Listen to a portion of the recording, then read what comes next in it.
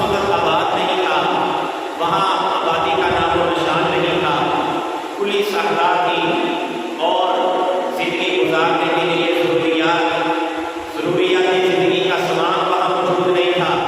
حضرت ابراہیم علیہ السلام نے یہ نہیں سوچا کہ یہ کہاں سے کھائیں گے، یہ کہاں سے پئیں گے، یہ یہاں کیسے رہیں گے، ان کی کون دیکھ بھال کرے گا۔ اللہ تبارک و تعالیٰ کا حکم تھا بیوی بچوں کو وہاں چھوڑ کے واپس تشریف لے آئے۔ حضرت ابراہیم علیہ السلام کو اللہ تعالیٰ حکم فرماتے ہیں کہ اپنے وطن کو چھوڑ دیجیے، اپنے وطن کو چھوڑ دیں۔ حضرت ابراہیم علیہ السلام نے اللہ کے حکم کو بجا لاتے ہوئے اپنے وطن کو چھوڑ دیا۔ حضرت ابراہیم علیہ السلام کو اللہ تعالیٰ نے بڑی لمبی دعاؤں کے بعد بڑھاپے کی عمر میں اولاد عطا فرمائی تھی۔ حضرت ابراہیم علیہ السلام کی دعا کا اللہ نے قرآن میں ذکر کیا ہے، رب ھب لی من الصالحین۔ حضرت ابراہیم علیہ السلام اپنے پروردگار کی رحمت سے مایوس نہیں ہوئے۔ بڑھاپے کی عمر ہے، علماء کہتے ہیں کہ 120 سال عمر تھی، بڑھاپے کی عمر ہے، لیکن اللہ کی رحمت سے مایوس نہیں ہوئے، اللہ سے بار بار دعا کرتے رہے، رب ھب لی من الصالحین، کہ اے میرے پروردگار مجھے نیک صالح اولاد عطا فرما، مجھے نیک صالح اولاد عطا فرما۔ بڑھاپے کی عمر میں اللہ تعالیٰ نے خوشخبری سنائی، فبشرناہ بغلام حلیم، اے میرے ابراہیم تجھے ایک بردبار لڑکے کی خوشخبری ہو۔ اب حضرت ابراہیم علیہ السلام کو اللہ نے اولاد عطا فرمائی، اسماعیل نام رکھا گیا۔ پھر اللہ کے حکم سے ان کو مکہ کی بستی میں چھوڑا ہے، جب مکہ آباد نہیں تھا۔ پھر حضرت اسماعیل علیہ السلام جب جوانی کی عمر کو پہنچتے ہیں تو اللہ تبارک و تعالیٰ حکم کرتے ہیں کہ اب اپنے بیٹے اسماعیل کو ذبح کرو، اب اپنے بیٹے اسماعیل کو قربان کر دو میرے راستے میں۔ حضرت ابراہیم علیہ السلام نے یہ نہیں پوچھا کہ اے میرے پروردگار کیوں، اس وجہ سے آپ نے مجھے بڑھاپے کی عمر میں اولاد عطا کی ہے، آپ مجھے کیوں حکم کر رہے ہیں۔ اللہ حضرت ابراہیم علیہ السلام نے عقل استعمال نہیں کی، بلکہ یہ سوچا کہ میرے پروردگار کا حکم ہے، جو میرے رب کا حکم ہے مجھے وہ کرنا چاہیے۔ حضرت ابراہیم علیہ السلام اپنے بیٹے کو کہتے ہیں، اسماعیل علیہ السلام کو کہتے ہیں کہ بیٹا میں نے خواب دیکھی ہے، اور انبیاء کا خواب سچا ہوتا ہے، وحی کی طرح ہوتا ہے، کہ بیٹا میں نے خواب میں تجھے ذبح کرتے ہوئے دیکھا ہے، مجھے اللہ نے حکم کیا ہے۔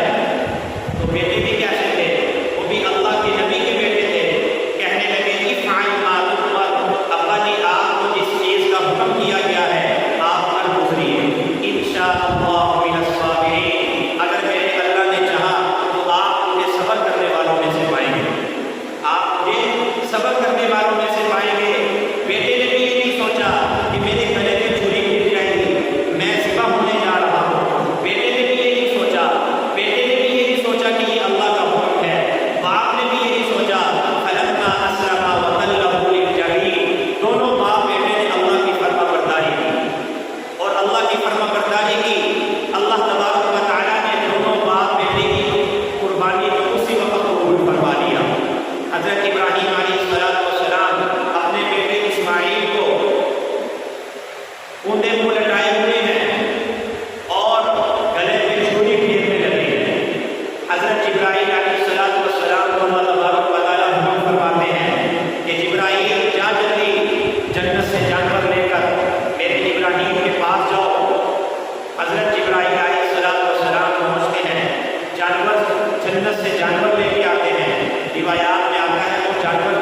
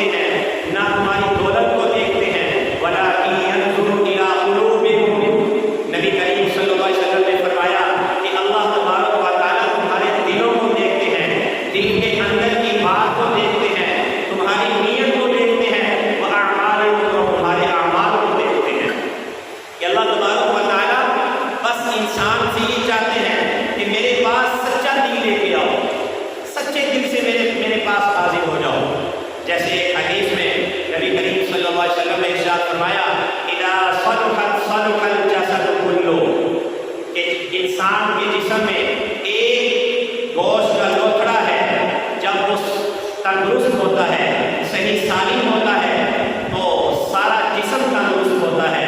اذا فسدت فسد الجسد کلہ، جب وہ گوشت کا لوتھڑا فاسد ہو جائے، خراب ہو جائے، تو فرمایا کہ انسان کا سارا جسم ہی خراب ہو جاتا ہے۔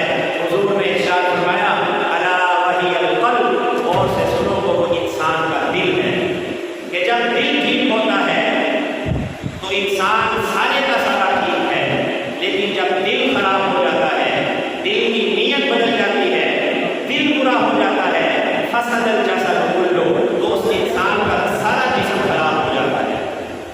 تو اصل چیز تقویٰ ہے، پرہیزگاری ہے۔ تو اس ساری باتوں سے قرآن پاک کی آیات سے ہمیں یہی پتہ چلتا ہے کہ قربانی سے اللہ کو اصل مقصد اور قربانی کی اصل روح، اصل غذا یہ تقویٰ ہے، یہ پرہیزگاری ہے، اور یہ الہیت ہے، یہ اللہ کی طرف رجوع ہے، اور یہ اپنے پروردگار سے ایک اظہار ہے۔ اور قربانی یہ اللہ تبارک و تعالیٰ کی عظمت دل میں بٹھانے کا ایک ذریعہ ہے، انبیاء سے محبت کرنے کا ایک ذریعہ ہے، اور قربانی سے ہمیں ایثار، ہمدردی اور خدمت خلق کا جذبہ حاصل ہوتا ہے۔ حضرت ابراہیم علیہ السلام نے توحید کا اعلان بلند کیا، توحید کا کلمہ بلند کیا، تو ان دنوں میں ہر مسلمان تکبیرات کے ذریعے توحید کا کلمہ بلند کرتا ہے، تکبیرات تشریف کے ذریعے اللہ کی توحید بیان کرتا ہے۔ اللہ اکبر اللہ اکبر لا الہ الا اللہ اللہ اکبر واللہ اکبر وللہ الحمد۔ یہ 5 دن 9 ذی الحج کی فجر سے لے کر 13 ذی الحج کی عصر تک ہر مسلمان توحید کا اعلان کرتا ہے۔ حضرت ابراہیم علیہ السلام کی یہ سنت ہے کہ انہوں نے توحید کا اعلان بلند کیا تھا، توحید کا کلمہ بلند کیا تھا۔ جس طریقے سے قربانی واجب ہے، اسی طریقے سے ان دنوں میں تکبیرات پڑھنا واجب کر دیا اللہ تعالیٰ نے۔ سبحان اللہ سبحان اللہ۔ نبی کریم صلی اللہ علیہ وسلم نے ارشاد فرمایا ان اول ما نبدأ به في یومنا ھذا، کہ ہم آج کے دن عید الاضحیٰ کے دن، عید کے دن جس چیز سے ابتدا کریں گے ان نصلی، کہ ہم سب سے پہلے نماز پڑھیں گے، عید کی نماز پڑھیں گے۔ اور پھر آپ نے ارشاد فرمایا ثم نرجع، پھر ہم نماز کے بعد واپس لوٹیں گے، فننحر، پھر ہم قربانی کریں گے۔ پھر حضور نے ارشاد فرمایا فمن فعل ھذا، جس نے یہ کام کیا، جس نے عید کی نماز پڑھی پھر بعد میں قربانی کی، فقد اصاب سنتنا، حضور نے ارشاد فرمایا کہ وہ میری سنت تک پہنچ چکا ہے۔ سبحان اللہ۔ نبی کریم صلی اللہ علیہ وسلم نے حجۃ الوداع کے موقع پر 100 اونٹ قربان کیے، 63 اونٹ خود ذبح کیے، اور 37 اونٹ حضرت علی رضی اللہ تعالیٰ عنہ نے ذبح کیے۔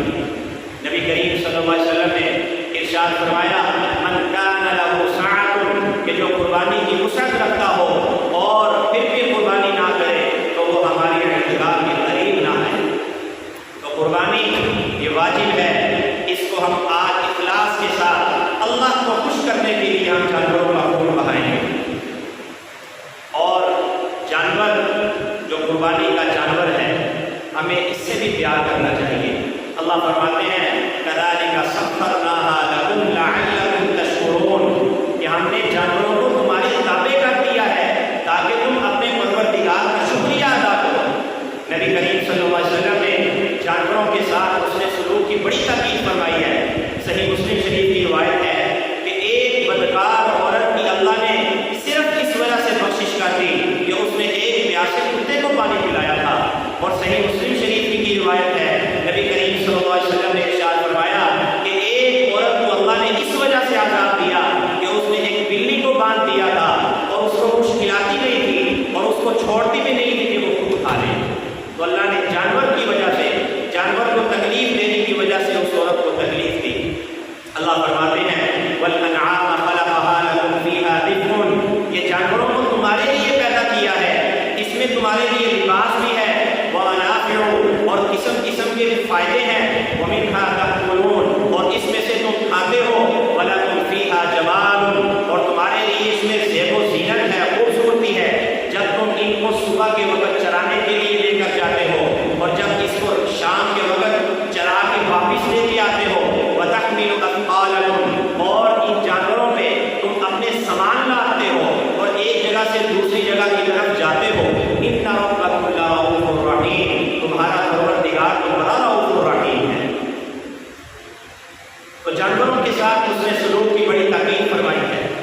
ایک اونٹ جانور نبی کریم صلی اللہ علیہ وسلم سے شکایت کرتے تھے، آپ ایک باغ میں تشریف لے گئے تو ایک اونٹ آپ کے سامنے شکایت کرنے لگا اور دونوں آنکھوں سے اس کے آنسو جاری تھے، ترمذی شریف کی روایت ہے، دونوں آنکھوں سے آنسو جاری تھے۔ آپ نے فرمایا اس کا مالک کون ہے؟ اس کے مالک کو بلاؤ۔ مالک کو بلایا گیا تو آپ نے فرمایا کہ یہ تیرا جانور، تیرا اونٹ مجھے شکایت کر رہا ہے کہ تو اس سے کام زیادہ لیتا ہے اور اس کو کھانا کم کھلاتا ہے۔ تو آپ صلی اللہ علیہ وسلم نے اس کی پیٹھ میں اپنا دست مبارک پھیرا اور اس کو تسلی دی۔ آپ صلی اللہ علیہ وسلم جانور سے بڑا پیار کیا کرتے تھے۔ تو جب عام جانوروں سے ان سے حسن سلوک کی اتنی تاکید ہے تو جن جانوروں کو ہم نے قربان کرنا ہے آج کے دن، جن کا خون بہانا ہے، جن کو ذبح کرنا ہے، ان کے ساتھ حسن سلوک کی کتنی تاکید ہو۔ حضور علیہ السلام نے فرمایا کہ جب ذبح کرو تو اچھے طریقے سے کرو، اپنی چھری کو تیز کرو، جانور کو آرام دو، جانور کو تکلیف مت دو اور دوسرے جانور کے سامنے ذبح مت کرو اور جانور کے سامنے چھری تیز مت کرو۔ اور حضور علیہ السلام نے ارشاد فرمایا کہ تم جانوروں پہ رحم کرو، اللہ تعالیٰ تم پر رحم کرے۔ تو میرے عزیز دوستو، یہ قربانی یہ ہمیں اخلاص کا درس دیتی ہے، تقوی کا درس دیتی ہے اور یہ اپنے پروردگار کے ساتھ ایک تعلق کا اظہار ہے کہ آج مسلمان تعلق کا اظہار کریں گے کہ اللہ کا حکم ہے جانور کا خون بہانا، تو مسلمان اپنے پروردگار کے ساتھ جانور کا خون بہا کر اپنے پروردگار کے ساتھ تعلق کا مظاہرہ کرے گا۔ تو یہ اپنے پروردگار کے ساتھ ایک تعلق ہے۔ سبحان اللہ، سبحان اللہ۔ میرے عزیز دوستو، آج ہم جب قربانی کریں گے تو قربانی کرنے کے بعد جو جانوروں کے فضلات ہیں، اس کا خون ہے، اس کی اوجڑی ہے، اس کی جو زائد چیزیں ہیں، اس کو ہم مناسب طریقے سے ٹھکانے پہ لگائیں۔ یہ ہمارا قومی فریضہ ہے اور مذہبی فریضہ بھی ہے، صفائی ستھرائی کا خیال رکھنا۔ قرآن پاک میں فرمایا گیا ہے وَثِيَابَكَ فَطَهِّرْ، اپنے کپڑوں کو پاک کر لیجیے۔ اور حضور علیہ السلام نے ارشاد فرمایا الطہور شطر الایمان۔ لوگ تشریف لا رہے ہیں اور بارش کا موسم بھی، اس وجہ سے میں تھوڑا سا 3-4 منٹ مزید آگے کرتا ہوں، لوگ آ رہے ہیں۔ حضور علیہ السلام نے ارشاد فرمایا الطہور شطر الایمان، کہ پاکی یہ نصف ایمان ہے۔ تو میرے عزیز دوستو، ہم اپنے قومی فریضے کو نبھاتے ہوئے اور مذہبی فریضے کو نبھاتے ہوئے ذمہ داری کے ساتھ ہم صفائی ستھرائی کا خاص خیال رکھیں۔ اور اس موقع پر آج خوشی کا دن ہے، عید کا دن ہے، قربانی کا دن ہے، تو ہم اپنی خوشی میں اہل علم حضرات کو، جو مساجد کے ائمہ خطباء اور اہل علم حضرات ہیں، ٹیچر ہیں، اساتذہ ہیں اور علماء ہیں، مساکین ہیں، یتیم ہیں، ان کو بھی ہم اپنی عید میں اپنی خوشیوں میں شامل کریں۔ اور خاص طور پہ جو ہاسپٹلوں میں، ہسپتالوں میں پڑے ہوئے مریض ہیں، ان کو اپنی خوشیوں میں ہم شامل کریں، ان تک ہم پکا ہوا گوشت ان تک ہم پہنچائیں۔ اور بالخصوص جو ہمارے ملازمین ہیں، جو ہمارے ماتحت کام کرتے ہیں، ان کا ہم خاص خیال رکھیں۔ اور جو علماء ہیں اور بالخصوص جو سفید پوش لوگ ہیں، کہ دیکھنے سے یہ لگتے ہیں کہ یہ کھاتے پیتے لوگ ہیں، لیکن حقیقت میں کیا ہے کہ وہ بڑے محتاج ہیں، جن کا ذکر اللہ تعالیٰ نے سورہ بقرہ میں کیا ہے للفقراء الذین احصروا فی سبیل اللہ لا یستطیعون ضربا، کہ وہ ایسے فقراء ہیں کہ زمین میں چلنے پھرنے کی استطاعت نہیں ہے، اور یحسبهم الجاہل اغنیاء من التعفف، اور دیکھنے والا ان کو یہ گمان کرتا ہے کہ یہ تو بڑا صاحب حیثیت آدمی ہے، لیکن لا یسألون الناس الحافا، وہ کسی سے مانگتا نہیں ہے۔ وما تنفقوا من خیر، اللہ فرماتے ہیں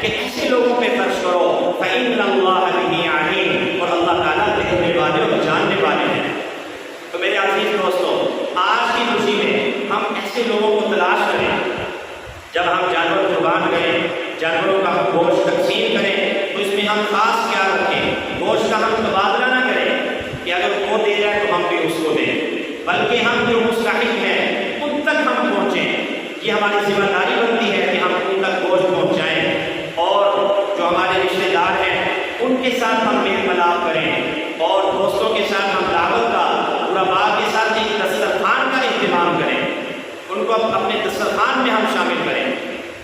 تو میرے عزیز دوستوں، یہ قربانیاں ہمیں ساری چیزوں کا درس دیتی ہے، اور بالخصوص خاص طور پہ آج کے دن نبی کریم صلی اللہ علیہ وسلم نے 100 اونٹ قربان کیے اللہ کے لیے، اور اپنی امت کی طرف سے بھی قربان کیا کرتے تھے۔ تو اس میں ہمیں یہ بھی سبق ملتا ہے کہ ہم قربانی دکھلاوے اور نام و نمود کے لیے نہ کریں، کہ جب ہم جانور کا خون بہائیں تو اللہ کی رضا کے لیے، یہ نہ ہم دیکھیں کہ اگر وہ 10 جانور کر رہا ہے تو میں کیوں نہ 15 کروں، میں اس سے آگے بڑھوں گا۔ تو یہ فخر و مباحات نہ ہو، جتنی حیثیت ہے اللہ کے خوش کرنے کے لیے